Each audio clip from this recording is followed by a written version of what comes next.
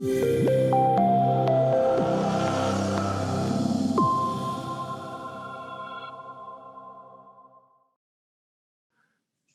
and welcome to Healthy Seminars. I'm your moderator, Lauren Brown. Today we're going to have Sandro Graca talking about sticking it to the skeptics, from the classics to the journals. And before we do that, I just want to do a little bit of housekeeping. So I just want to let you know that on our resource page, this is the resource page. You can get to it from the homepage. Just always want to let you know where you can find replays and things that are happening. And so this is for November of 2020. And you can see we've had a few free lectures happening during the week. Here we are today. We got another one this Wednesday. And if you click next, you can see what we have in December as well. So we're doing our best since we started doing this community, unity, immunity back in March of 2020 because of COVID, to bring us together, basically. Just because we have physical isolation doesn't mean we have to have social isolation. And so this is a chance. We encourage you to have cameras on. It's just a chance for us to interact, see each other, and come together for a good reason, to learn, to get some good content. So we're putting together some good content for you, and we've increased the frequency of this again, just because it seems like many more of us are being shut down or having restrictions on our ability to travel and move about. So you can see in December, we got a few more happening here. Got a couple already scheduled. We plan to keep scheduling more. So please check that out. You'll see that we also have some CEU approved lectures on the weekend, so you can check to see if those interest you. And then on the resource page, so again, you can get to this from the home page, but on the resource page, we'll often put the replays below. So Laurie Duchar and Randine Lewis did a beautiful one on a week ago. And so that replay is there. We usually keep them up 48 hours, but we're going to keep them up until the end of the Thanksgiving sale and Thanksgiving week here for Americans, but for all of us to enjoy these replays. So they're going to stay up till at least November 27th. So that's where you can find Laurie Duchar's and Randine's replay. David Hartman's doing a 3-part series on the 5 spirits. You can click on the links to go to the replay. So this one is already up, so it will take you to the replay on a different page. And same thing for Sandro. This is the second in a series that we hope to continue throughout 2021, actually. And you can go and click on the last one he did, and that will take you to the replay page as well. I think Sandro's going to put up some handouts there as well. So if you want the handouts from the last lecture or this lecture, please go to his replay page, which you can find off of the resources. So that can be your jumping off. And just a quick mention here, Healthy Seminars having our annual 30% off sale. It's the American Thanksgiving week. This Thursday is American Thanksgiving, but everybody, whether you're Canadian, Australian, from London, from Australia, everybody can use this coupon. It's Grateful 30, and it's 30% off all recorded on-demand courses. Now, we have several upcoming live webinars that we keep adding. These have early bird discounts, so the coupon can't be combined with these. So these are already discounted, but just to let you know, in December, we got one with Pony Chong, we got Hamid Montakob, and then in January, we kick off January with good stuff. David talking about Yamanato New Scalp Acupuncture. Hamid's back with another lecture. We got Elizabeth Rochaw. We got Susan Johnson in there, and we're adding more and more. So these are already on sale. So if you're interested in any of these upcoming live webinars, please do know that they're already on sale and the coupon cannot be combined. And again, that coupon is Grateful 30 on recorded on-demand courses. And I think that's what I wanted to share with you about that. Let me bring up our speaker and our topic today. So again, it's about sticking it to the point, sticking it to the denier, not to the point, sticking it to the denier or the skeptic. This conversation happened with Sandro and I. We were just talking about a lot of people that are, we call it that acupuncture, they don't believe in acupuncture. Acupuncture doesn't work. And we had this discussion that there's a skeptic and then there's a denier or non-believer, and there's a difference. A skeptic is what we like, actually. It's healthy. A skeptic, in a sense, is somebody who is open to believing, but they want to see the data. They want to see evidence. A denier is somebody that even if you give them all the evidence they want, they're still not going to agree to it. So they don't actually want to see the evidence. They just want to stick to their point, and there's no amount of evidence that you're ever going to change their mind. So we're not trying to change those people's minds, and we know there's lots of them out there. This is for the person that is open-minded, that says, I'm not sure this stuff really works. Can you show it to me? And so this is what this series of lectures are about. They're fun. They are informative, and Sandro has a gift of distilling what I consider boring and complicated information. Sorry, Sandro, but to me, it can be boring and complicated.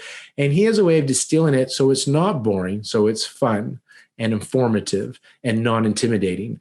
And this is information that you can then take to policymakers. You can use it to educate your patients and other health professionals how you can benefit them with your acupuncture services. Now, I want to let you know that our disclaimer here is that this is for educational purposes only. This is not intended to be medical advice, so it should not be interpreted as medical advice. It is for educational and entertainment purposes only. If you have a health condition, please seek out a healthcare provider, because, again, this is not meant to be medical advice. It is for continuing education purposes only. So before I pass it on to Sandro, just a brief introduction. Many of you are familiar and know Sandro. How can you not? He has the Acupuncture vlog on Facebook. He sits on the board of the OBAA, the Obstetrical Acupuncture Association. He's on the board of the EBA, Evidence-Based Acupuncture. He's a fellow of the American Board of Oriental Reproductive Medicine. He just completed his dissertation for his Master of Science, and his focus was on acupuncture for PCOS. And he's one of the moderators at Healthy Seminars and the tech support also. So he's probably helped you on the back end. And I'm sure he does many other things. So he is perfect evidence for me to think that there's definitely cloning going on in this world, because he's doing a lot of stuff. So I'm not so sure there's just one Sandro, but we got Sandro, the presenter, today. And so Sandro, without any further ado, take it away. If you have questions, please post them in the chat room. Okay, hi everyone. Thanks for that. No pressure now. Okay, let me just get this out of the way so that I can see my screen and everyone can see the screen as well. Well, yeah, thank you so much for this opportunity. Thank you so much for this team. Like, it's really, really amazing to see the behind the scenes and everything that happens behind the scenes, and it's huge pleasure to see everyone on camera as well and connecting to people. And yes, this last year has been tough, but it's been really, really cool to be able to see so many of you on camera and then staying connected.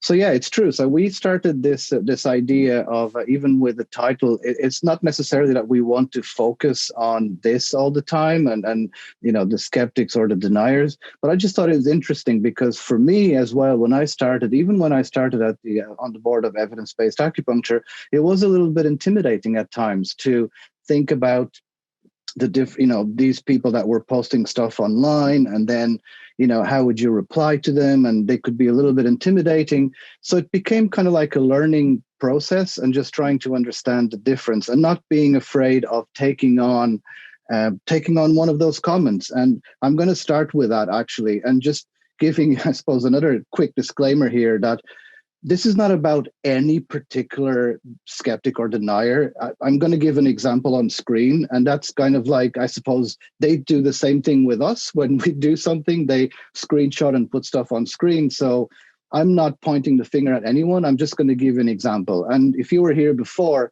you know that I'm a visual guy, so I prefer the examples. So I just took this one just to give you an idea of what is the difference between the skeptic and the denier. And sometimes for you to identify that denier and say, okay, actually here, I'm just wasting time and energy. I'm going to go and do something else. So this paper came out last year. It's December 2019. And it made the news because of what it relates to, and the journal as well and everything. And I just highlighted a few things here for you. So the study was approved by two universities, one in Texas and one in Shanghai. And what you could see, just move the screen, and what you could see was that in this randomized controlled trial, they found, so the way that I like to take one key sentence from the paper. So we found acupuncture to be superior to standard care in relieving the symptoms of RIX. And again, the key points that the researchers like to put on the papers: on the basis of these findings, acupuncture may be considered an adjunct to standard treatment for patients who are interested in receiving acupuncture and at a risk of developing RIX. So you see, this is part of the paper, and it's quite innocent, isn't it? Like at times I even look at it and go like, oh, you should have been a bit more like, patients should be getting this because, but no, they were, they did say on the basis of these findings that acupuncture may be considered for these people as an adjunct treatment. So this is what was mentioned on the paper itself. Then you have the deniers. And what you could see there from the deniers, as we like to call them, was, and these are sentences taken from a website of one of those deniers: although patients were instructed not to take any herbs or supplements while participating in the study, it is possible that patients did not adhere to this request. Yeah, a lot of things are possible, but not substantiated. So that was just a sentence. It is also possible that Chinese patients in this trial became unblinded. I don't know exactly how, but somehow for him just became unblinded. And again, look, I'm not mocking. I'm just like reading this as like this, what's this, how is this substantiated? And as there are greater cultural awareness of acupuncture in China, the patients may have noticed the use of more sham needle devices. Like, wow, okay, those are pretty strong claims. So how do you justify this? Well, that person didn't. And it's funny that the website where I got the screenshot, and again, this is not pointing out just one person, there's more, but I got this website and it actually has a red banner that says, please remember, if you make a claim in a comment, support it with evidence. So you read what the researchers wrote on that paper that was published in JAMA Network, and you are now reading what this person wrote on their blog. In essence, the trial therefore confirms that acupuncture is little more than a theatrical placebo, particularly if we consider the US data, which, in my opinion, are more trustworthy. It doesn't explain why, but that's just the opinion. So this is the bit that I really, really want to show to you, and is that, so this is one person saying this, and the Professor Lorenzo Cohen, who is in charge as the professor, and he's the director of integrative medicine program, as well as the senior author on the paper, said, the evidence is to a point where patients should incorporate acupuncture alongside radiation treatment as a way to prevent the severity of dry mouth symptoms. And he goes on. Now, this person asked a question, which is a very valid question. Who do you think is closer to the truth? Who do you think is closer to the truth? The people that did the trial, it's a randomized controlled trial. 2 universities are involved in this. There was obviously a lot of money involved because these trials cost money as well.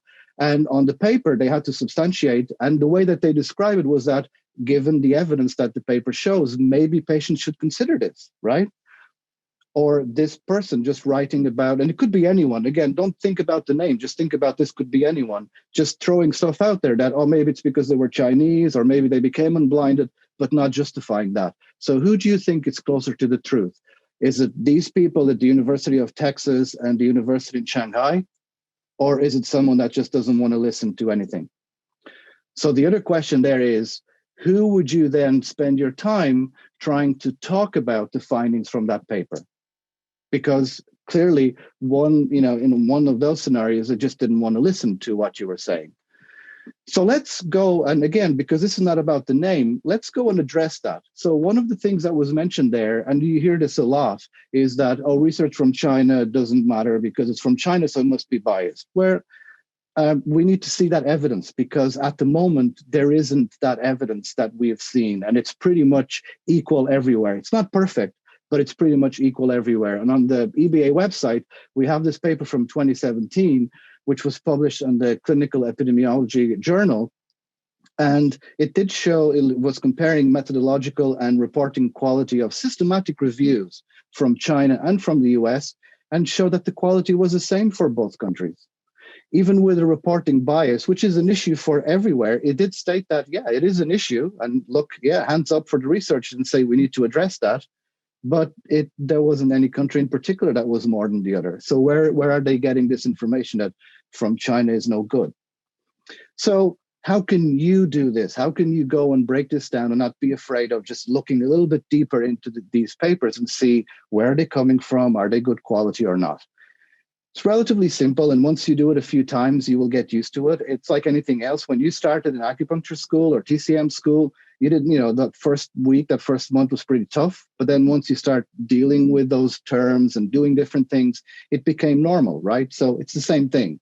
You can look online and you'll find that there's the CONSORT, and part of the CONSORT is actually something specifically for acupuncture. So there's for acupuncture interventions, there is one in particular which is called STRICTA. So that is the standards for reporting interventions in clinical trials of acupuncture. And what this does, and this might sound very, very complicated, but when you go to the website, you get a checklist. And again, this is pretty cool for a guy who's a visual learner like me. I'm like, this is gold. So you have a checklist and you just go through the checklist and you see, was that reported on the paper and what page of the paper was it reported in? One add-on, and I use that on my own research. And again, hands up, I have some interest in this particular group because this is where I'm intending to continue my studies as well. The Nickman scale that came out a few years ago can also be added to the STRICTA and used alongside other critical appraisal tools. It is actually very, very efficient too. Again, it's a checklist and you can go and almost like break down that paper. And used together, those instruments provide a comprehensive assessment of the methodology of the study design and the quality of the acupuncture intervention being evaluated. So this all goes together for what we do with evidence-based acupuncture. Basically, what we're doing is we're taking evidence-based explanation.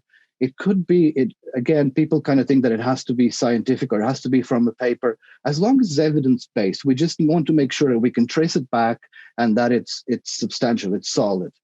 And we're using this information to put together this communication that we can reach then the public, other clinicians, and healthcare policymakers, and using a language that they can understand. We're using the language of science because it tends to be the one that people understand a little bit more easily. So the spoiler alert for this talk is that a lot of this is depending on you as well. And I can't hide this from the fact that it is true that, it's the researchers and we talk a lot about, how to communicate and whatever. But we as practitioners, we have a role to play as well. Because, for example, we all know that it's really, really difficult to replicate in a study what we do in the clinic. So let's not hide from that, or let's not say that, oh, it can't be done because it's really difficult. Let's find ways of doing it. It's also very, very complicated with research. We all know that it involves statistics and it's hard to read and it's a lot of pages and the language is complicated. But what are we going to do about it? So it's all of us have a little bit of a part to play. I mentioned this the last time about the pieces of the puzzle. We all have a little bit to play. So we identify those issues and then let's do something about it. So when it comes to talking about this or explaining, for example, what's in the paper or even from a book, from the classics, you need to understand who you're talking to, like knowing your audience and how you are explaining it. So for example, if I was to ask everyone here in the room, what is this? There's different ways that you could describe this, different words, car, automobile, old VW, Volkswagen Beetle, all of those make sense. That's what it is. There's loads of different ways to describe what it is. If I then ask you, what does it do? Then there's different ways of describing what does it do. Someone might say that, well, people get in and then there's a chassis and then there's wheels and the wheels go and the car moves. Or someone might be like really, really into it and really loving cars like my brother does and goes, well, there's an engine with oil and the parts move. And then when the parts move, the axles and the wheels. And I'm there like, oh, I don't really want to know all that. I ask you, like, what does it do? Now, does that not sound like a lot of the times what we do when we're talking about what we love, which is acupuncture? I feel this when I talk to my brother about cars because he loves them. He designs them. That's why I picked Volkswagen, because he works for Volkswagen. But I don't care about the engine. I just need to know, like, does it drive well? Is it comfortable? Is the sound good? Because I like listening to music in my car. So it's the way that we explain things as well. It's the context of it too. So I identified a few just to give you an idea of why I keep going on about this. It's sometimes the same thing as talking to the skeptics as well. So I identified 3 of them here on screen. And the 3 key players that I want to give you just a brief example of why it's important how you talk to them are, first of all, the patients. And this is very, very brief. And I just kind of like took two questions that will be like at the forefront for the patients. They want to know, will this work for me? How can it help me? Sometimes, you could even add how much it's going to cost for me, whatever. But like two main questions. The main question would be, will it work for me? That's what they want to know. They don't want to know that it's 2,000 years old or that it's invisible lines, meridians, and chi. They don't want to know any of that. They want to know, will this work for me? Will it fix me? Other clinicians, they want to know, is it safe? And more importantly, especially if like myself and Lauren will know this as well, if you're involved in treating during IVF or even with pregnancy as well, but mainly with IVF with so many medication added to it, they want to know, will this interfere with the treatment that I'm giving this patient? Again, they're not interested on who you studied with and Professor blah, blah, blah in China. They want to know, is this safe? As in, if the patient is doing this, it'll not interfere with my own treatment. The other big ones, and I always like to include this one because it's important, because ultimately it defines where we work and who we see and how we treat, is the clinical director or the manager. They want to know, how much will it cost and will it attract more patients to my clinic? If they're in a private clinic, again, they're not worried about how many years that you were studying and how many diplomas you have on the wall. They want to know, by adding this service to my clinic, will this bring more patients in? So you kind of need to know these things, because then it's around that you will start to construct your argument. And for this talk in particular, I wanted to show you a little bit on how you can go from the classics to the journals and even a little bit beyond. So we have enough roots and we are strong. We have a lot of evidence out there. And last time I mentioned this about, as John Weeks would say, it's out there, but who's reading it? We have stuff that we can put on our websites that we can talk to people about, and you're not breaking any rules of communication or advertising because you're only reporting what's in the paper. And this paper, for example, shows that over the last 2 decades, this paper is from 2016, acupuncture research is actually growing at a 2-fold higher growth rate than biomedical research. So that's quantity. Now, what about quality? Because that was something that we did see that came up, that quality can be an issue. Well, we can only report on what's there. And from the papers, we do see that the quality has improved. Is it perfect? Is it fantastic? It isn't for any type of medicine. So for ourselves and for acupuncture and moxibustion, we do have evidence that it has improved since CONSORT and Stricta, as I showed you before, were introduced in China. Professor Hugh McPherson and Simon Svenkrud published this in 2018, and they also did see that between 94 and 2015, the journals that were endorsing Stricta have a better record in terms of reporting quality. So we have the quantity, and it seems that the quality is improving. So that's good, right?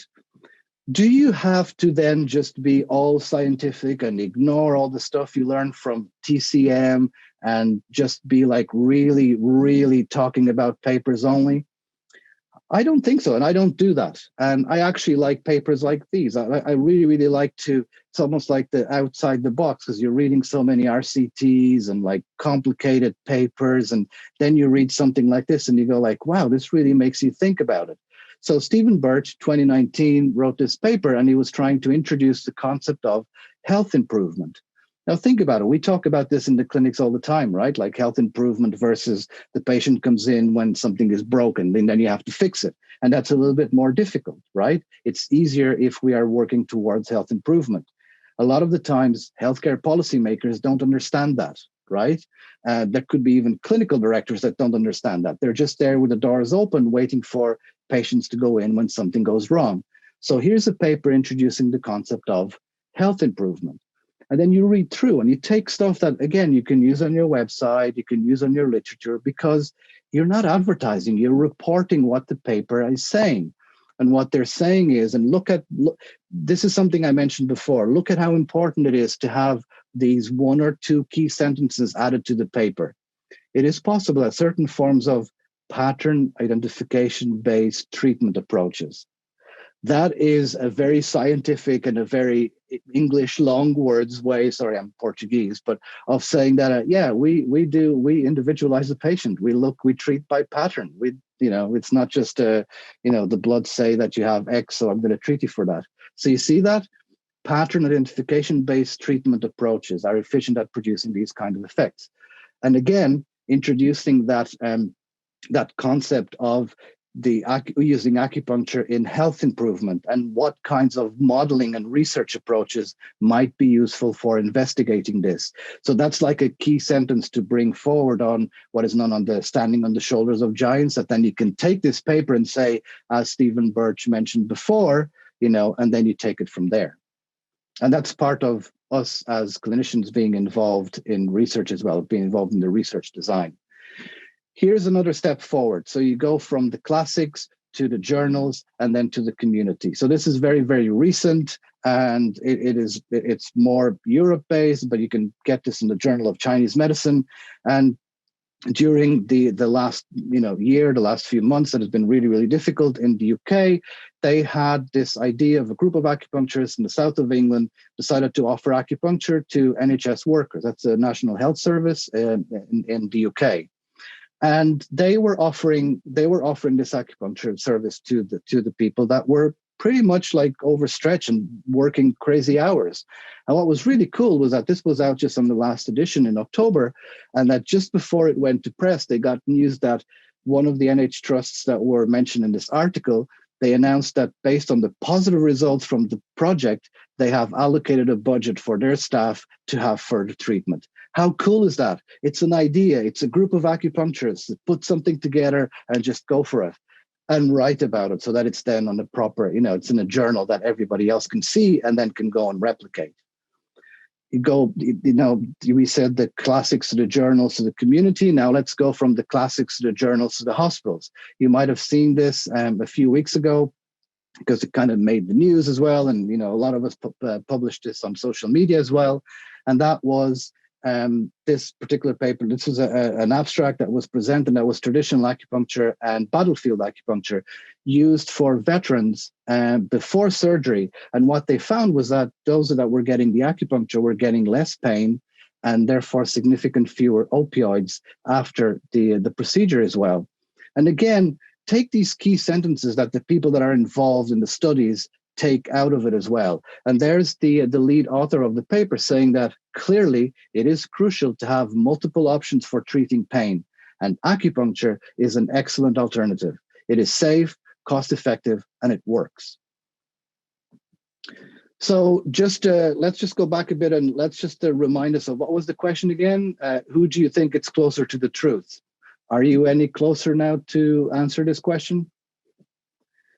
So I have a question too. Are you in? Do you want to do this? Do you want to be part of the change? So again, remember, if you do, you do matter. It is up to you. And I know that I've seen that there's people here that have been involved in research before, and sometimes the entry point can be Adelphi. Like for me, it was the practitioner survey. But what the point is for me to show you here is that when you get those emails in your inbox, when you get a colleague contacting you or texting you or messaging, say, hey, I'm doing a survey, or I have a few questions to ask you. I want to do a focus group, or I want to ask a few colleagues a few questions about what you're doing in the clinic.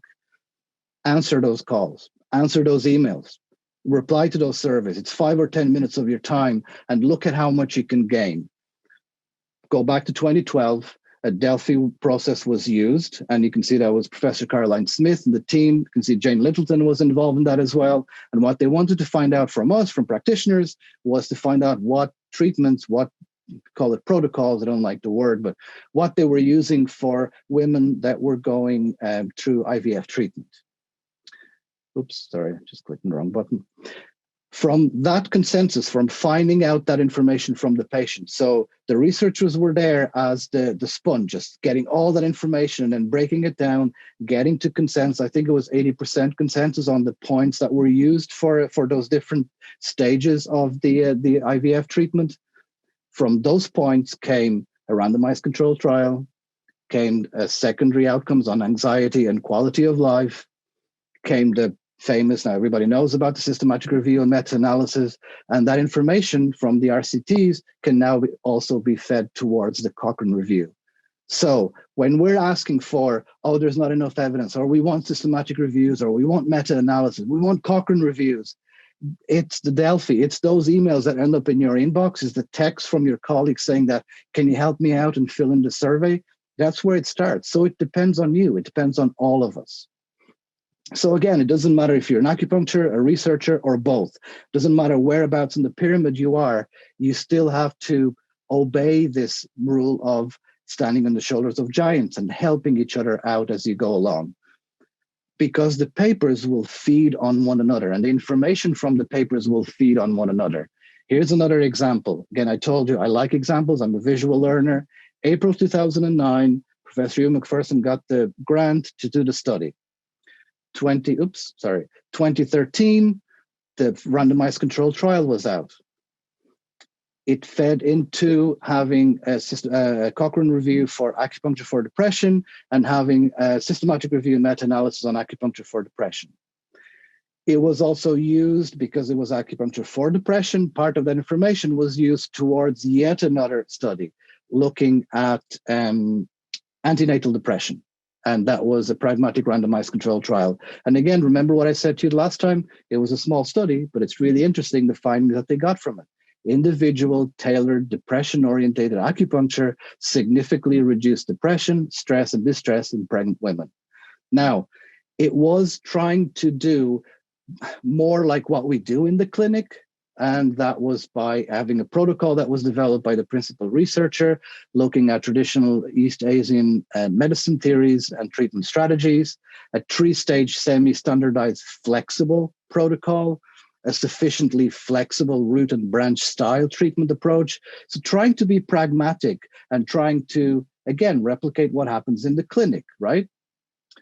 So now, this was the all good news and whatever. And I have this now here on screen, thanks to the team that is working on this paper. And I'm privileged to be part of it and helping out. And it's a learning curve for me as well. So this is not published yet. So it's not on your handouts, but it is on screen now. And it'll be published as soon as we can. And it is all going well. So there's no problems with it. It's just that it's not out there just yet. Don't waste this information. So when we asked practitioners, where do you get information to use for your treatments in the clinic? The peer-reviewed journal articles were the least commonly used sources of information for the practitioners. They actually said and went as far as saying that they reported a disconnect between their clinical practice and the design of clinical trials, predominantly due to what they perceived as a lack of individualization of the treatment. But I just showed you examples of how the treatment can be flexible, how it's trying to apply, it's asking for what points you're using in the clinic. There was a Delphi before the randomized control trial. There's a flexible approach to this. So why are practitioners saying this? Can I speculate that it's because they're not reading the peer-reviewed journals? So then they will never know? I don't know, just speculating here.